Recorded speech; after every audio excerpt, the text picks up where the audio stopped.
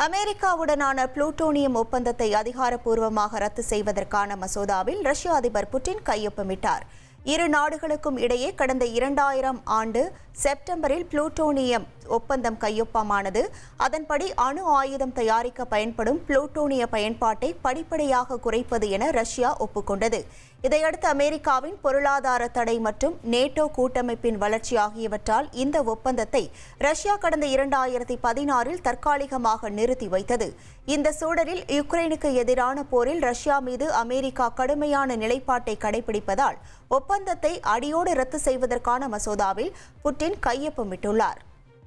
பெங்களூருவில் பிரேசில் பெண்ணுக்கு பாலியல் தொந்தரவு கொடுத்ததாக டிப்ளமோ மாணவர் கைது செய்யப்பட்டார். விசாரணையில் அவரது பெயர் குமார் என்பதும் பகுதி நேர உணவு டெலிவரி பாயாக வேலை பார்த்து வந்ததும் தெரியவந்தது. தென்னாப்பிரிக்காவில் நடைபெறும் கிராவல் பர்ன் சைக்கிள் பந்தய போட்டியில் உள்ளூர் வீரரான மேத்யூ பீர்ஸ் 2வது நாளிலும் ஆதிக்கம் செலுத்தி முன்னிலை பெற்றார்.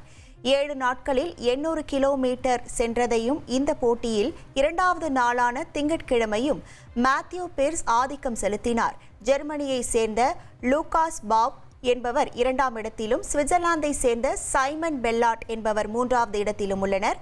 மகளிருக்கான பிரிவில் பிரெஞ்சு கிராவல் சாம்பியனான ஆக்செல் டியூபோ தொடர்ந்து முன்னிலை வகிக்கிறார். இனி செல்லும் இடமெல்லாம் செய்தி. தந்தி டிவியின் வாட்ஸ்அப் சேனலை ஃபாலோ பண்ணினா செல்லருக்கும் இடமெல்லாம் செய்தி. இதோ QR கோட் இப்பவே ஸ்கேன் பண்ணுங்க, ஃபாலோ பண்ணுங்க.